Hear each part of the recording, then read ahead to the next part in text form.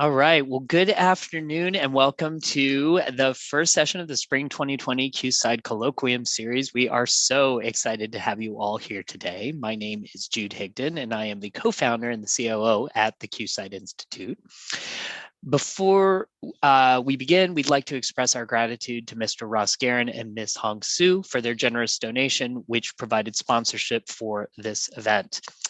A few operational notes. At the end of this session, we'll adjourn to a standard Zoom meeting for a remote coffee cocktail hour where we can chat more informally with one another about the very exciting talk that we are about to hear. QSIDE is very excited to announce several recent programs and developments for the organization that we want you to be aware of. First, we recently published a research paper titled New York City Jails, COVID Discharge Policy, Data Transparency and Reform. It's an incredibly exciting set of findings, and we will post the link in the chat. We appreciate any way that you can amplify and use this in your own activist work if this aligns with the work that you do. We also want to ensure that you're aware of our upcoming High School Datathon for Justice workshop, which is scheduled for the weekend of April 8th through 10th, 2022. Based on the success of our fall Datathon, which many of you may have participated in, we have decided to adapt the event at the high school level, and it is sponsored by our partner, MSRI, the Mathematical Sciences Research Institute. We're currently looking for partner high schools to participate in the event. If you know anyone who might be interested, or if you are yourself a high school teacher, please email me, Jude Higdon, and we'll post my information in the chat for you to get in touch with me. We'd also like to encourage any of you who are joining us today who are not officially part of our affiliate program to join us. The affiliate program is free. It's a free membership for the organization. We also have a consortium program, which is a paid membership program, and that helps us to run events like today's, as well as our Datathon and other types of event. But if you or your organization would like to join the consortium, but budgets are tight, which I know they can be, we're happy to discuss waiving those fees. Links to both of those programs are in the chat. Today's colloquium is the fifth installment in the exciting programming we have planned for the 21-22 academic year. Our colloquium series features 9 fantastic talks that will discuss issues related to theory, activism, and technical tools to shed light on a broad range of topics related to inclusion, diversity, equity, and social justice. Please visit our colloquium webpage and consider registering for and sharing information about the other talks we have planned with colleagues who may be interested. To watch colloquium talks by our fall speakers, please visit the QSIDE Colloquium playlist on our YouTube channel. Again, links in the chat. If you would like to support QSIDE in the production of our research and activism initiatives, we graciously appreciate any and all donations made to the organization. There's another link in the chat. While we may be on Zoom, it is important to note that the land QSIDE is constituted on, what is known now as Williamstown, Massachusetts, is originally and rightfully the land of the Mohican people. We acknowledge that QSIDE is currently operating on land taken from the Mohican people through genocide, colonialism, and forced relocations, both past and present. We acknowledge that these forces are historic and ongoing. To highlight that this land acknowledgement exists not only in the past tense, but also in the present and the future, as the Mohican people continue to be denied the rightful claim to this land. We thank the Mohican people for their resistance, resilience, and their stewardship of the land we stand on. We acknowledge that this statement is merely a start, and decolonization must exist in actions, not just words. QSIDE commits to stand along with the native people of this land and to fight the injustice of colonialism, both in its legacy and its ongoing harm. We are sharing a toolkit made by Resource Generation in chat for those wondering where to begin in taking action to support Indigenous populations present and future. As we progress through our session today, we welcome questions for our speaker using the Q&A feature of the webinar. Keep in mind, your questions will only be visible to the host and the speaker, and we'll have time at the end of the presentation for some answer. Also, I should acknowledge that we are recording this session just for everyone's, so that everyone is aware of that. And now it is my absolute great privilege to introduce today's speaker, Associate Professor of Geography at the University of Kentucky, Dr. Jack Gieseking. Jack is an urban cultural geographer, feminist, and queer theorist and environmental psychologist whose research centers around lesbian, queer, and trans geographies, with a recent monograph entitled A Queer New York, Geographies of Lesbians, Dykes, and Queers, 1983 to 2008, an ethnography that focuses on LGBTQ plus data visualizations and much more. In their talk today, he draws upon the geographic concept to address how the size of data, the construction of algorithms, and the outcome of data visualizations matter to lesbians, queers, and trans people too, and the ways our digital and physical space have ways of shaping each other for better or for worse. And with that, I am so happy to turn the mic over here to Jack Gieseking. Thank you so much, Jude. This is amazing to be here. I'm excited. I signed up for Data for Justice and was a huge fan of what you've done and accomplished. And I really believe in the mission of QSIDE. So it's exciting to be here. And thanks so much to Tyrone and Soha as well for organizing and being so fantastic. There'll be some links that I wanted to share that Tyrone's going to share with all of you. So thanks so much. And I'm going to start by sharing my slides. There they are. So I'm also going to make myself disappear so I don't have to see myself. So I have a slightly different talk titled today, Queer Feminist Trans DataViz Care, Methods of Visualizing the Invisible and the Hypervisible. Feel free to tweet at me or about the talk. My handle is on some of the slides. And I'm coming to you today from the University of Kentucky, the lands of the Osage and Cherokee people. I would, the land acknowledgement that is required for this paper, since we don't know where many of the people in my research are, is quite universal. We'll think more about that later, I hope, and can talk more about in the Q&A. So what comes before approach? Recently, you probably have heard or noticed just this May, there were actually over 82 bills by the end of the year in 37 states that sought to ban transitioning for trans people, access to hormones or surgeries, especially for youth, access to equal use of sports facilities, asserting that parents were subjecting their children to abuse by allowing them to transition. This kind of, this shift actually, these events have been something I'm grappling with as a trans person and someone who does trans studies, trans digital studies. And I've been thinking a lot about how to respond to them. So while I have really wanted to talk to you about queer feminist trans data visualizations and bridging from my work Size Matters to Lesbians Too, which I'll also talk about, I feel like I really want to talk about the ethics of data visualizations and data care. And one of the things that's most inspiring to me about that when it comes to trans studies is this beautiful quote from Cameron Awkward-Rich in his recent Paris Review piece that transness, at minimum, is the assistance on the human capacity for once unimaginable change. And so when we think about what transness is, how can transness inspire new thinking about data viz? How do and must we approach visualizing the invisible and the hypervisible? And, when we think about trans people, a lot of them are stealth. They are recognized as the gender they identify as. You may not know someone is trans. And then there are people who are trans who use names like Jen Jack, like me, who become hypervisible. And what can we glean from these trans, queer, and feminist data viz practices to create more ethical data viz and implicated in that data and algorithmic practices as well? Also, I love an outline because, you go to a talk and you're like, when is this going to be over? Where am I? Where's the argument happening? This is just to set that up. I think it's really soothing and also helps you get grounded as part of the audience. So thanks for watching. So feminist responsibility, framing trans data viz possibilities. Where did I start this project?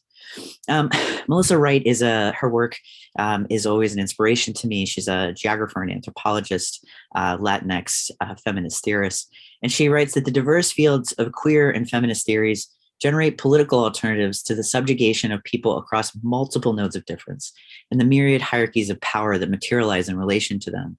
And this is definitely the way that I was approaching my work entering the 2010s. I had just finished data collection for the book that became A Queer New York. I was living in Berlin, as I'll talk about in a minute. And I was thinking a lot about transness because I was really starting to come into and publicly identify as trans. And I don't know how much you know about trans history. So very briefly, that in the 80s and 90s, it's really in part because of the internet, and this is Usenet.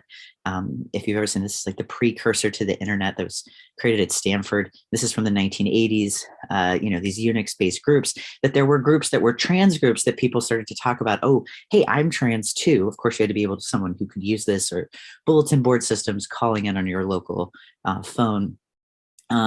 And what this created as a result is a real kind of international recognition that there were so many trans people on a much higher level. And this is actually the first use of the word cisgender on Usenet. This is Avery Dame Griff's really beautiful work using Gephi to map conversations across Usenet. So the digital and the trans have always been really, really bound to one another.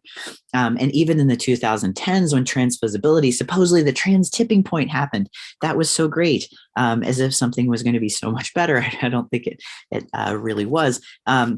Social media really took over and took off, and they have a lot of young people sharing photos of themselves. The selfie happens, and how we share stories and images really shifts. And we also have a lot of trans archives that grow online, like the Digital Trans Archive.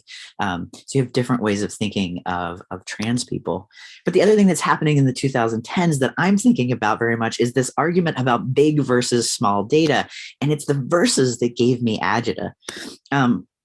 I was, really excited about these ideas about big data and how having more data points, the accuracy, the frequency of them, and of course, like the four, you could go on with the number of V's that really define big data if you're a big data person, would make data more powerful, more important. And that was something evidently, corporations were selling to us as well. But what this also implied, and people weren't talking about as much, is that there was also some sort of small data. And that small data had less data points, and therefore it was less encompassing. It was traditional, it was less modern, and therefore it had less of an impact. And it was definitely a binary. And as a queer feminist theorist at this time, I'm really I'm frustrated by this. And so I wrote this paper, Size Matters to Lesbians Too. This is by far the best title of a paper I will ever have. I don't think I could ever top that. Queer feminist interventions in the scale of big data. And my arguments in that at first is that there was this big small data binary that requires an intervention, right? Anytime we have a binary, when we're thinking about the way we approach our ethics of our research, the assumptions, our data models, something is always left out. And this framing of as big really bestows this mythical power and limits agency. And this is something that Dana Boyd and Kate Crawford have been talking about since the early 2000s. And as a result, the data set that I use to make this argument is the largest LGBTQ organizational archival collection, which is at the Lesbian Herstory Archives. And it was a mere 789 kilobytes of data that took me a year to type up into a CSV file. In fact, this is what the Lesbian Herstory Archives looks like.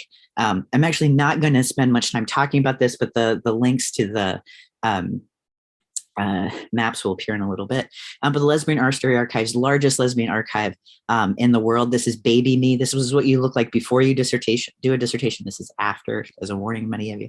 And I wound up creating the companion website to my book. This is my book, A Queer New York, called An Everyday Queer New York. So taking, what seems like a small amount of data and then making these kind of maps. These are the first maps to record the locations of ACT UP, the AIDS Coalition on Unleashed Power, Queer Nation, Lesbian Avengers, and they have over 2,300 data points. And as far as I know, might be some of the largest maps of queer history, which is crazy, but there's very little funding to do this, to make these maps in an interactive way. These are made in JS Leaflet. I'm happy to discuss them in the Q&A too.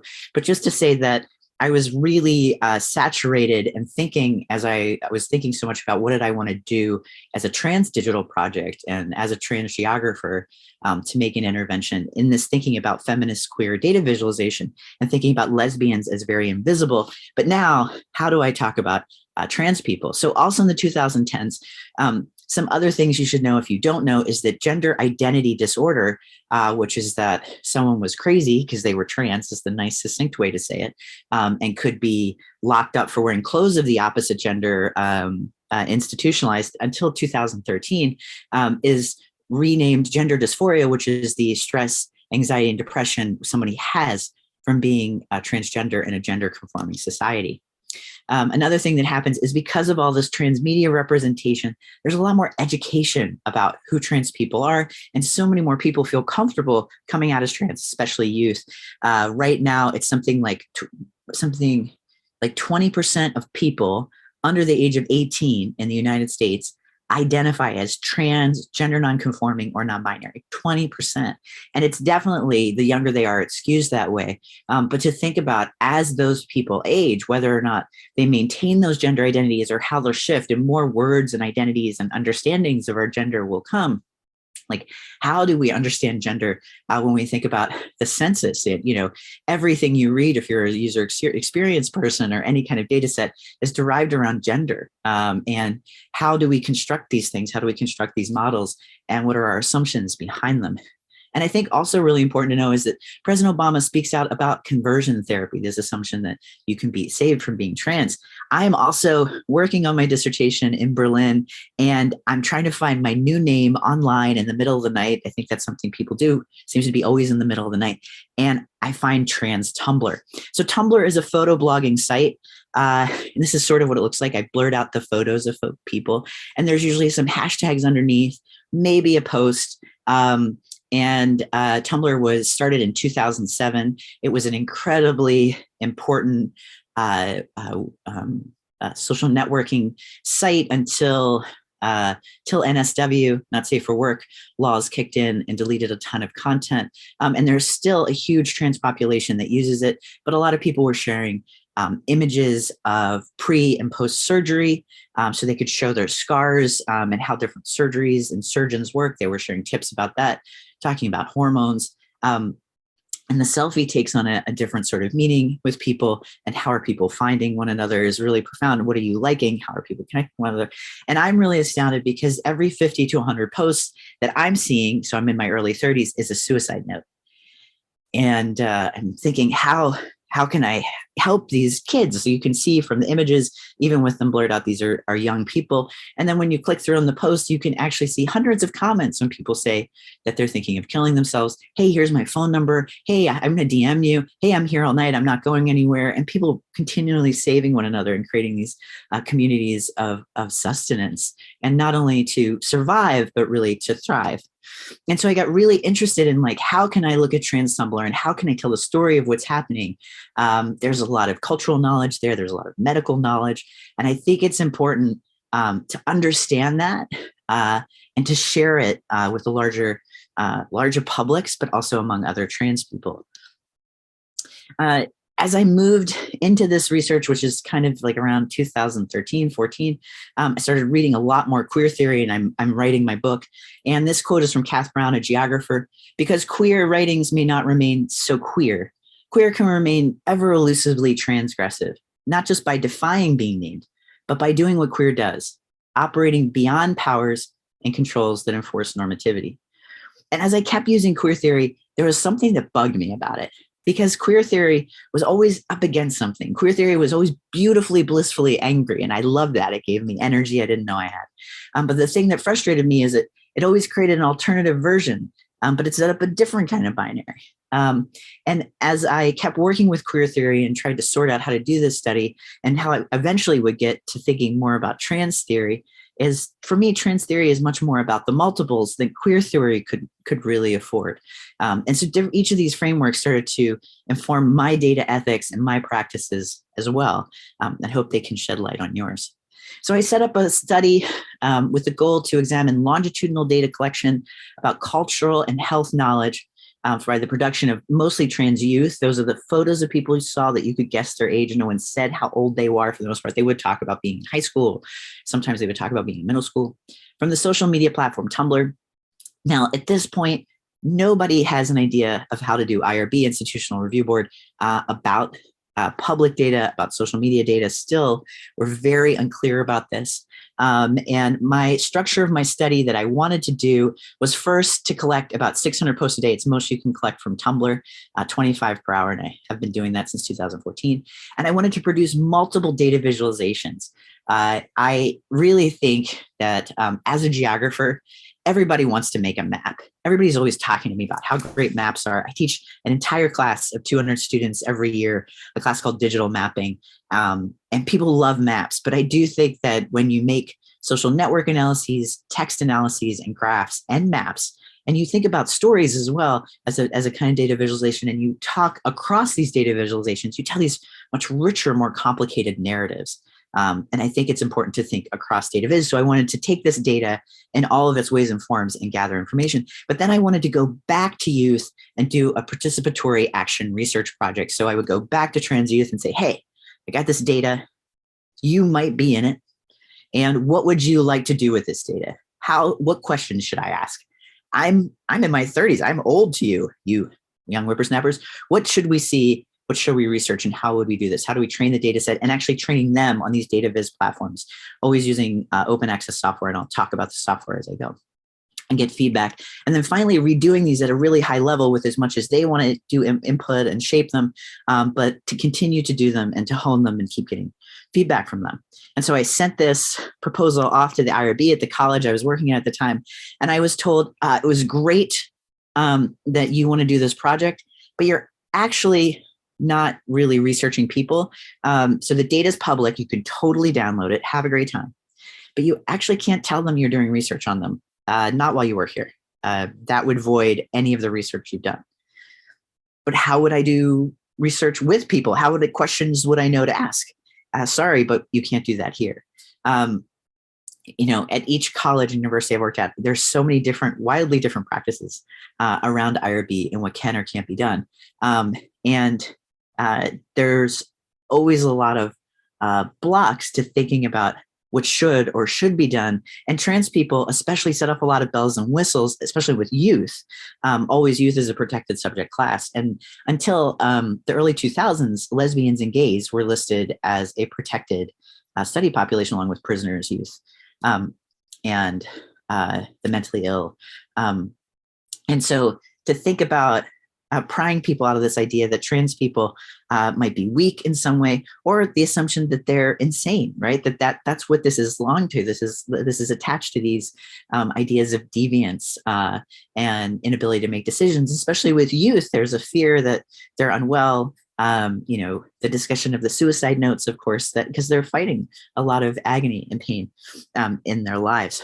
So I decided to start collecting data. And when I got to a place where I could get tenure and get situated, I would take this data back to a group and find a way to do this project. So I started collecting the F to M, the M to F, the trans hashtags. So a brief explanation. Back in 2014, we didn't have the words trans masc and trans femme, not at all like we do now. That's some way that somebody who is masculine presenting would be called trans masc. Someone who is feminine presenting now would be called trans femme.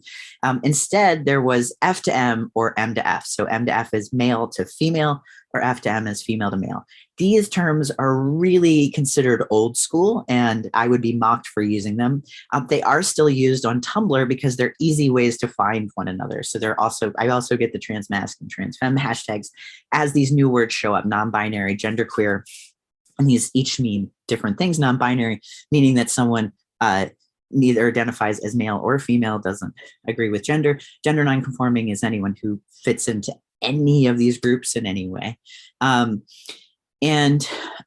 Also really funny is with FTM, you once in a while get a first-time mom who's posting a photo. That's always really funny. I can't wait for her to click on that and then see herself in that group. So I started collecting this really big range of hashtags and really focusing on F to M and M to F because that's where the locus seems to be. And this is what the data would look like. give you a glimpse. Over on the left, you have the handles, which I've covered up. You get the hashtags, the number of likes. You can also grab the reblogs, and Tumblr has very limited amount of data you can grab, but also it's open. Tumblr data is owned by the participants who made it. You can attach your own copyright using Creative Copyright License. And then you'll see a paragraph, like a arrow bracket with a P for indicating paragraph for HTML, and the text you would get, or if there was a video link or an image link, and you have the date and time, right? So it's very simple. And over the time I've been creating that and curating that, there's over 17 million unique posts at this point. And I have not grabbed the images, but we'll get to that. So the next thing that happened is I thought that by now I would be way done this study. I have not been meaning to work on this for this long. I was also writing my book. I started writing about querying geographic information systems and querying geographic data structures. And there were a lot of other things that were important to think about and write about. The other thing is I ran into a lot of problems in creating and curating and caring for this data, and visualizing this data, because every time I tried to visualize it, I ran into a problem. And so when I say, what could we learn from the transness of the ethics of data care, every time I tried to make a data visualization, I learned what could go wrong, who could be hurt. And I think because it's this very unique sort of data set that means so much to so many people, let me go back, that means so much to so many people, it's so exciting to so many people. So I was just at the Center for Applied Trans Studies on Friday. There was amazing conference. It's online. I totally recommend. I will find the link and share it in the Q&A. It was one of the best conference spaces ever. I can't recommend watching that enough if you're interested in all about trans digital spaces. But when I said I was doing trans Tumblr, there was a chat of like 300 people, and over 100 people were ecstatic that I was studying trans Tumblr. This is something that if you are even 25 years or age or older, it has touched your life in some way. You have gone into Google and this is what's come back to you, and it has influenced who you are. So this is something that has permeated trans US culture, some European culture, Canadian culture, and it's it just really structures a lot of who trans people are. It's not like you see trans people on TV or media representations all of the time. You have this rare person. To have this everydayness in your Tumblr feed is really powerful. So being careful with this data is also really important. And that's what brings me to C. Riley Snorton's quote. C. Riley Snorton, really brilliant Black trans queer of color theorist, who wrote, "We must understand the ongoing struggle in the present by way of a future aspiration in which Black lives will have mattered to everyone. For some, that future effectively means the end of the world. Even so, and as yet, there is still life."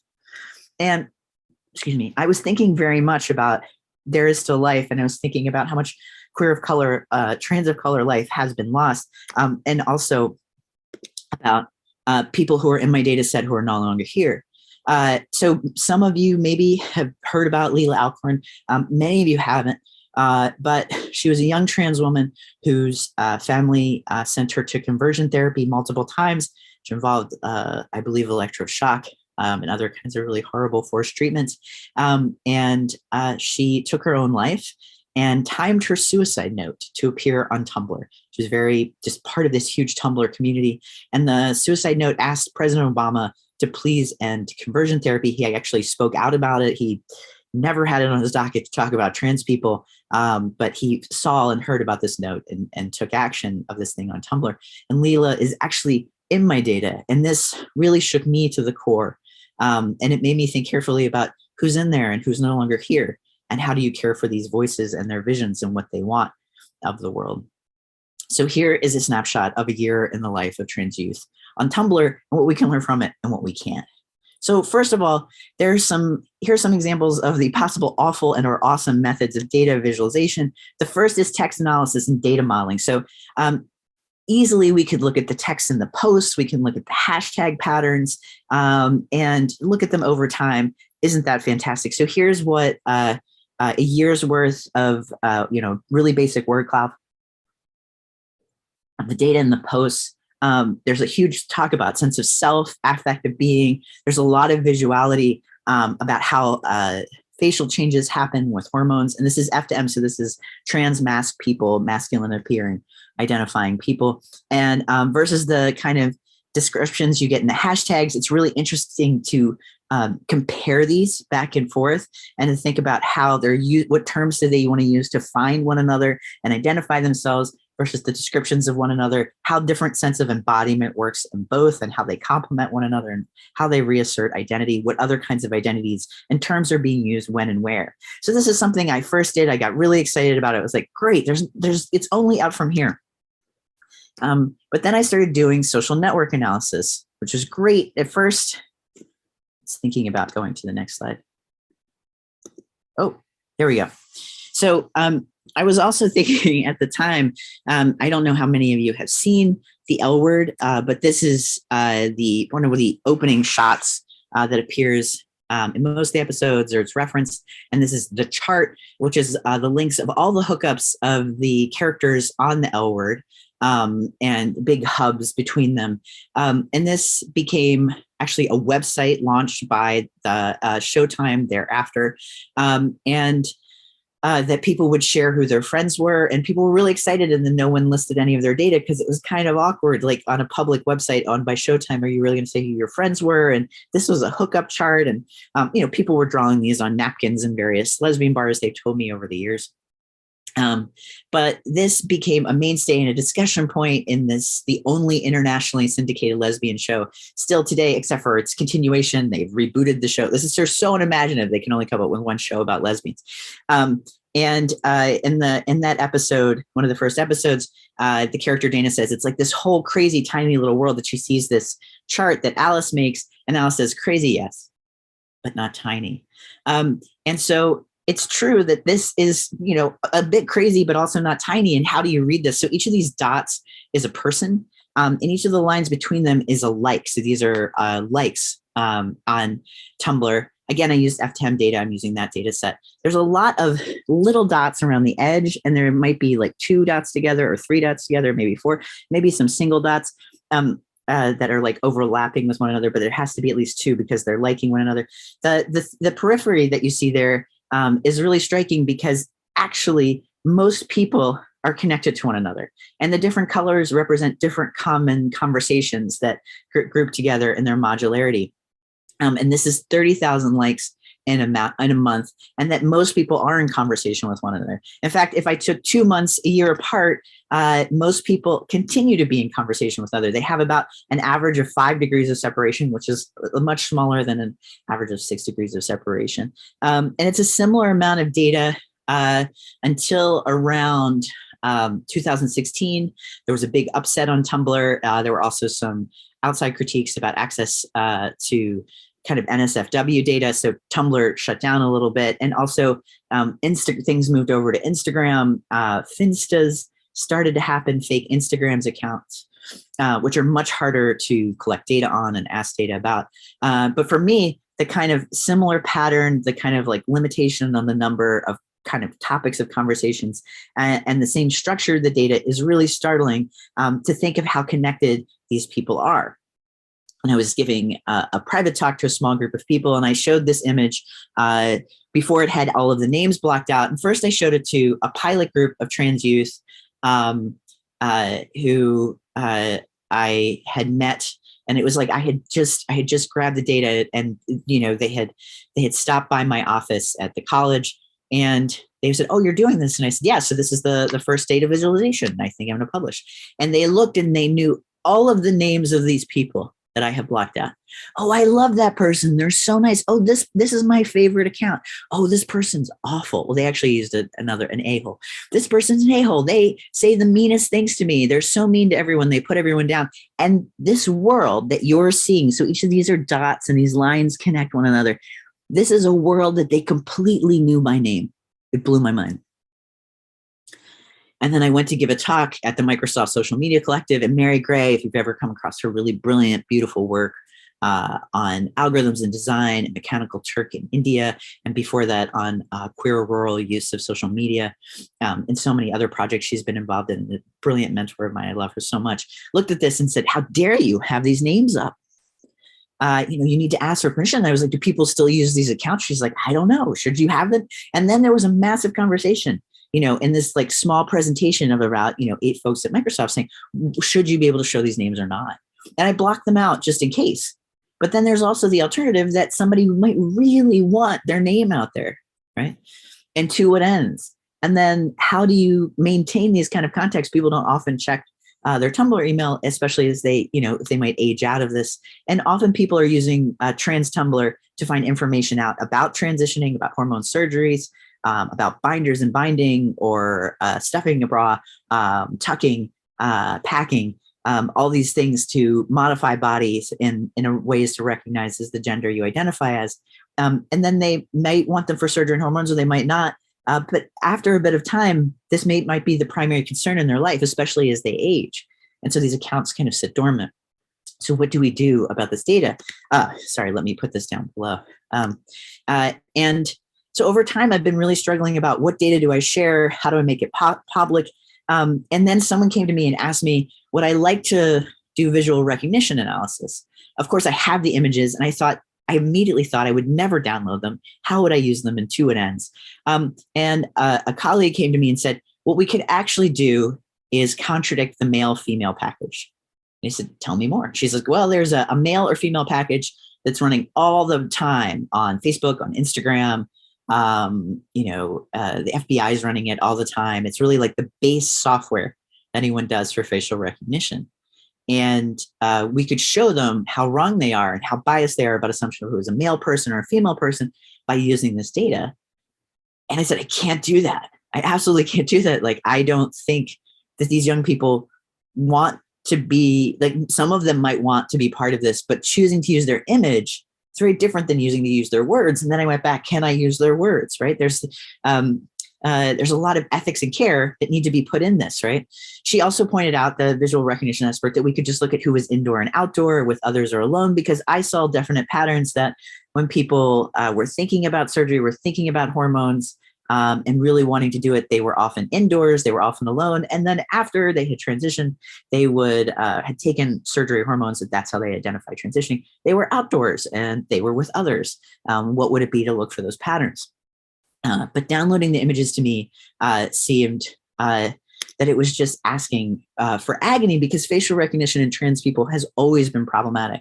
It has been for LGBTQ people, lesbian, gay, bi, trans, queer people more broadly. And this is Zach Blass's brilliant idea of gay face. I don't know if you've ever seen this. This is an art project and political project that he created by taking over 100 gay men's faces and smushing them together with a really great piece of software, and then producing a series of masks that could not be read by facial recognition software. So you could wear one of these masks and go everywhere, and no one would know who or what you were. Like, you would be unreadable, right? And so with this data set, I felt absolutely that this was not an intervention I wanted to make. But it is an intervention still that has to be made. Also, one other thing about the male-female package since then, what I've heard from other visual recognition folks, and what I found in some papers, is that the way to tell men from women is there's usually a testing of grabbing, for some software packages, grabbing images of trans people, marking them as male or female. So the coder developer deciding who is what gender in the software, and then creating the software using these people as the kind of like a dividing line, using trans people as a dividing line, and not knowing that your image is being used for this and in which way or form, right? And I think that that's incredibly violating. So how am I able to make an intervention that I still don't know? But the last way of working this data is mapping. So as a geographer doing this, everyone wanted me to make a map. When are you going to make a map? And I really struggled with looking through massive amounts of spatial statistics software options, and finally came up with the idea that I could grab the data, pull the latitude and longitude, because it's Tumblr, right? It doesn't, no one says where they're posting from. And I really wanted to look at this as a geography of social networks and a geography of discursive identity production and medical knowledge production. That was always my driving force. But what could be done if you took the latitude and longitude out of the photos? Because most young people, of course, want their photos to be marked in from a certain location, so they leave geolocation on their phone.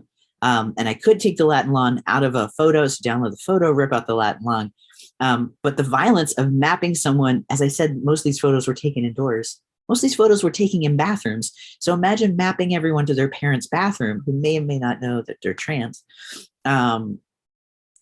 is incredibly violating again. But what can be done with geographic information systems, with GIS, is to map the distance to a gender affirming clinic, to a gender affirming provider, to a trans health meeting, to a trans youth group. And that's really important. I can tell you by state what the numbers are. I can look for those sorts of patterns. And so after NSFW, what I didn't realize when I finally was ready to download the data is that the structures of the data have been changed to not allow you to download latitude and longitude without a lot of coding. The data is locked in. So I've been working on that with a number of people and have been able to get some data out. And the idea that a few years ago, before NSFW, I would have easily been able to grab this data and the amount of stress and reading and thinking about this and talking to other trans scholars, trying to find a way around it. And now coming up this thing where I have to do even more coding to make this happen has been a struggle. But one day these maps will exist. Thinking across these data visualizations is really exciting and important for me because I think they say, and I think the stories behind them of what you can and can't do, or what we won't do and why, really sheds light when I talk to feminist data visualization folks or queer data viz folks. They're not thinking about this. The folks who have done amazing work, like Yasmin with abolished data initiatives from Black Data, I think are really inspiring and necessary.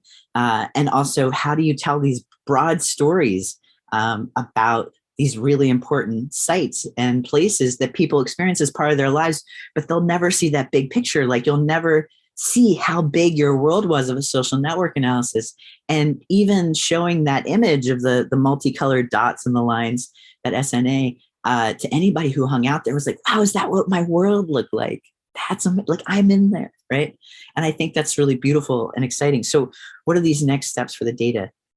So again, to return to Cameron's really amazing quote, the transness at minimum is the assistance on the human capacity for once unimaginable change. How can we change and think about data viz and new through trans perspectives? How do we approach this, the visible and the hypervisible, and how do we glean across trans, queer, feminist data viz practices? Because for me, they become really bound to one another, really inseparable about how they feed one another, thinking against binaries and the limits and possibilities of big data, even what is big data. Obviously, the data I have, even with 17 million posts in CSV form, is not that big, right? It's a few megabytes. Downloading the images, would impress many people, but to what ends, right? And how do we not only inform ethics of data visualizations, but also the data itself, who's allowed to touch it, to what ends, and the algorithms that I could release this data into to find other patterns. I've been thinking a lot about text analysis, and I'll show you that about what I'm thinking about that are limits and possibilities there too. Now, in the title talk, I was talking about care, and I came to care through Hill Malatino's really beautiful and amazing book called Trans Care. It's free and on the Manifold University of Minnesota website. I can share a link later. And Hill Malatino writes that anonymous, named but not represented, and hailed in the complexity of my need, to be seen and unseen simultaneously, to be comforted and also left alone, to, for once, feel held and witnessed within a public space without being made subject to other people's witness of me. How do I do that? How do we do that for people? And this effort to be inclusive, to be diverse, to think about equity in terms of representing data. This is something I struggle with so much when people want to be represented on their own and seen on their own without being, obsessively glared at. And Hill says it another way really beautifully too, and really funny. Sometimes being trans feels like wanting to resist and evade spectacularized visibility with every fiber of your being. Sometimes it feels like just wanting to be seen in all your banality, sleepily chomping on a banana while wearing sweatpants.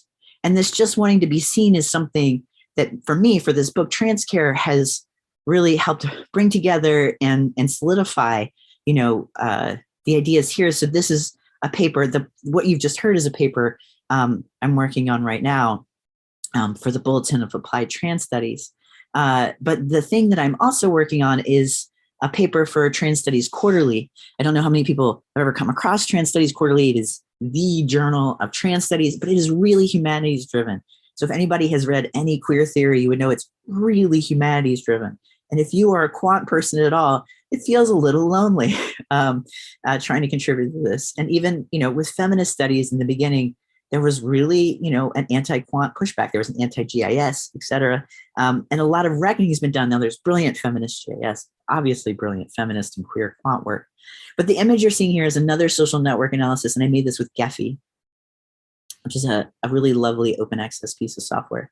Each of the purple dots is a binder, which if you are a trans mass person and you can't afford surgery, you're not ready to have surgery, you don't want to have surgery, top surgery, which is a double mastectomy replaced by plastic surgery of building pecs and shaping contours of pecs, pectoral muscles. You would have a binder, which could just be an ace bandage or something even thicker or something that goes over your top. So the purple is actually people talking to one another about what binder do I buy, right? They're talking about advice. Now, notice that there's very few green mentions, which is binding, because you know what? Wrapping your ace bandage around yourself is not a complicated process. People aren't talking about binding. Although actually, if you wear it for the long term, it can really lessen your air capacity because it's compressing your lungs. And it takes a long time to build the size of your lungs up again. So it does have problems for people. The orange dots are people talking about top surgery, right? Now, what's interesting is there's some interaction between them, but they're really two separate worlds. And that's really powerful. So you could look at this and say this is a temporal shift. There's people thinking about binders and binding, and then they have top surgery, right?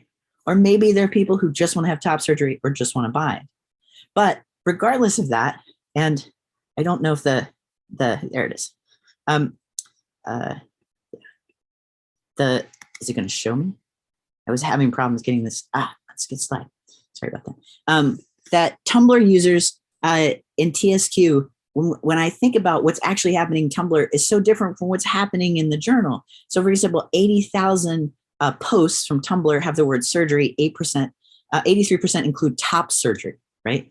83% of all the posts on Tumblr, but 30% include surgery of any mention in Trans Studies Quarterly, and 3% mention top surgery. And you're like, okay, what is that big number that people on Tumblr are talking about top surgery 83% of the time, the FTEM group, but only 3% of these articles in Trans Studies Quarterly. It's been around now for 7 years, and I've run the text analysis still. It's still around 3%. And the reason is you have a bunch of adults who mostly are trans or trans allies writing articles who are really thinking about trans adult lives. And even when they're looking at trans youth, they're talking about what is to come or thinking about surgeries or thinking about hormones.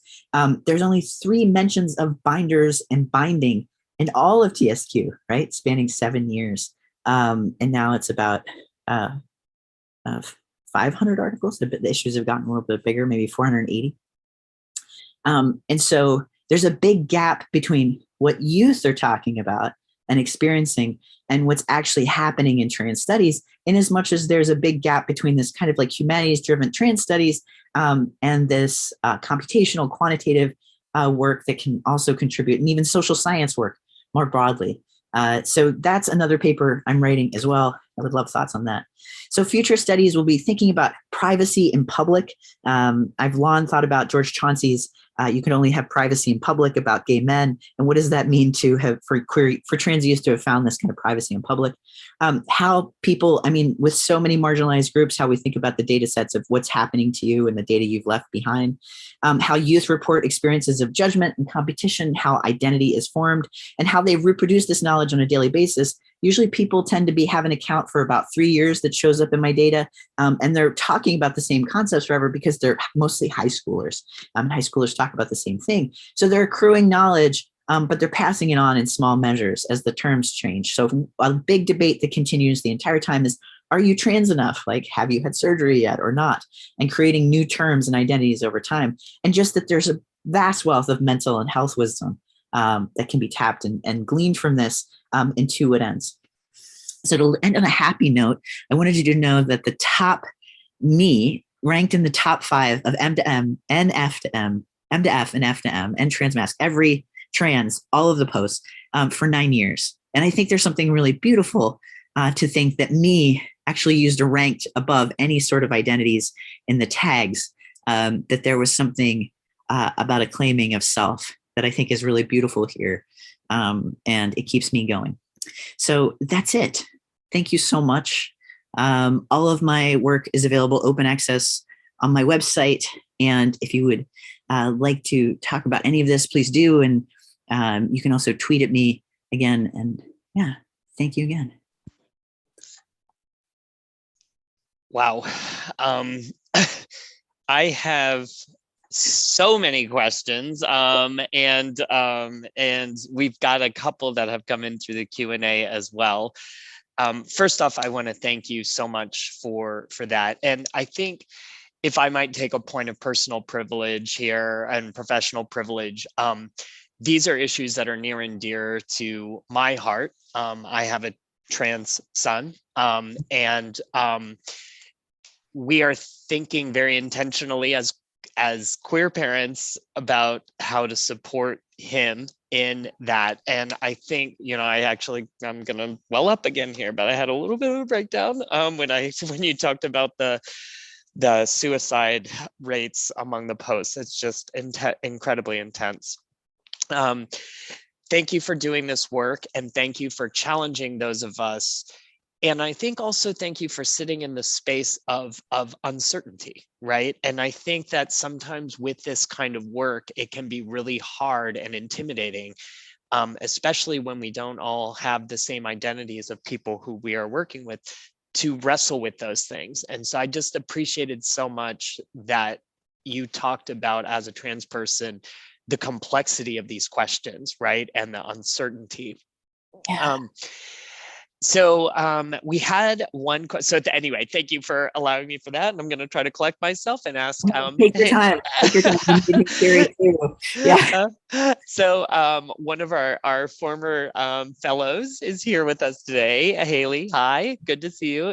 And she says, you mentioned the role of maps and mapping, and I'm curious about what that could look like today. For example, would digital communities like Tumblr be able to be treated like geographical spaces for trans community and representation, and then be represented in future maps? How could this impact your work and research? Yes, absolutely. So I also think about like digital geographies, like the space is the place. And, with A Queer New York, a lot of the spaces that I interviewed 47 lesbians and queers who came out between the 80s and the 00s and spent most of the time in New York. And they would talk about books that were important to them. Like they survived because of This Bridge Called My Back, or they lived another day because of Ruby Fruit Frickin' Jungle, or they hated The Well of Loneliness. And so, or they were listening to like lesbian acoustic music and decided again, not to kill themselves, because they're listening to really horrible lesbian acoustic music on their Walkman in 1984. But like, how do I map that? Like, do I map that they're walking by the symphony, right? When they're listening to this and they think, what are these spaces? But I think, when you're in a feed, that's a space, right? When you're just scrolling on Instagram, like I'm somewhere and I'm in this relationship to this object. And I think it's something that digital geographies is really working on. We have this great student, Jacob Sandin, who wrote his master's thesis on doom scrolling during the pandemic. I know. And he wrote this beautiful abstract. I was like, it doesn't say doom scrolling, put it in the title. Like, oh my God, everyone wants to know, because we were all doing it. He's like, oh God, yeah. And I keep thinking about that space that he talked about. Oh, Jude, I would love to hug you. I feel the same. It's been years of tears. That's the only reason I'm not crying right now. I'm sorry. I should No. And the testosterone, it limits my ability to do that. But like, I think that is a space that people like thinking about the suicide notes and then how they keep saving one another, right? Like that's amazing. It's so amazing what they do for one another, and they don't know one another, and they may never meet on that Tumblr. Although I've met so many people who've married because of Buffy Tumblrs. Really funny, just like dozens and dozens of mostly queer people. You mean like Buffy the Vampire Slayer? Yes, Buffy the Vampire Slayer. That would have been my husband and I if we weren't too old to know what Tumblr was, but yes. Yes, amazing. We can break into the songs later. But I think that is I think that mapping feels really, because the structure of mapping data, like I'm really interested in like how we can mess with data structures. And I feel like somebody's going to come along who has an imagination for this that isn't me. But like I was watching Nikki Stevens talk at the Center for Applied Translation, and she was talking about, I think she uses she, maybe they use they, I'm gonna use they just in case. They talk about data models, like what comes before anything else, and what could the data look like, just like ballparking it. And what could data look like if it's not just a point, a line, or a polygon? Like, whoa, what could we do if we had data that wasn't like that to make maps? Because making these constellation maps, which is, oh, it's the argument of the book, oops, is that like these spaces of lesbians and queers come and go like stars in the sky, and it's the paths their bodies take between them. So I've actually worked with a grad student who's gone back and gotten every mention of each person, every 47 people, each person, every place they mentioned, and then they drew maps of spaces and places important to them. And then we're going to map each person's story, each person's constellation. So I think that's a way of representing them that's not territorial, that's different, but it's still a point in a line. And so I'm always trying to get beyond that and thinking about that. I feel like there's like cooler, hipper coder kids that are going to mess with my brain in good ways. And I seek them out. So that's who I keep thinking about, Haley. Thank you for that question.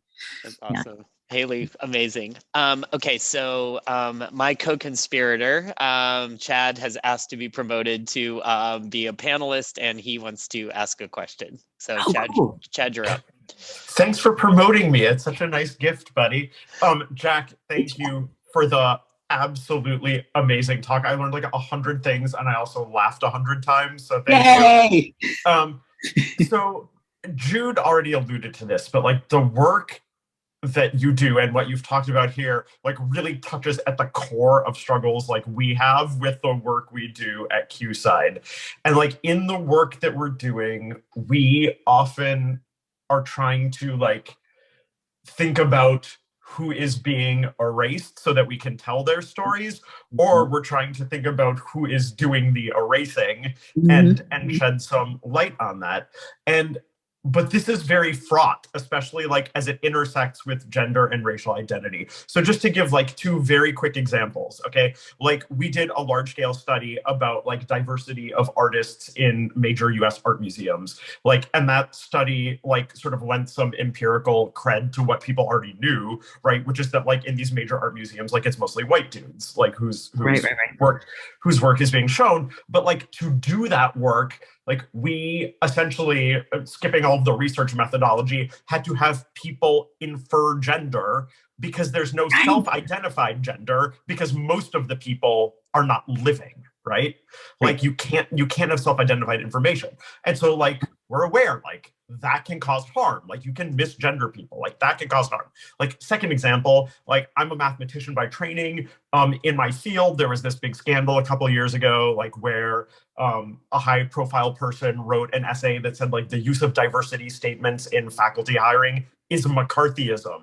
And then like the community exploded and like there were all these public letters that people signed, including like some ones that said like the use of diversity statements is a mistake that diminishes mathematical achievement, like this kind of thing. And like, we wanted to know, and these were all public letters, right? Like everyone signed publicly and like used the name of their institution to like lend credibility to their stance. And so like, we wanted to know like, okay, like who is it who thinks that the use of diversity statements diminishes mathematical ability? And it turns out that it's mostly like tenured white men at highly research intensive universities, right? And so, right. But so like the thing is like same thing with that work. Like that's a hostile audience who's not going to give us self-identified data. So we have to infer, and that can also cause harm. Like, I realize this is a really cruel question, but like, do you have advice or thoughts about like how to navigate this? Because it feels very fraught to us. Oh my God, I know, I feel the same way. And I think like when it comes down to it, some people would rather just anything be counted than not.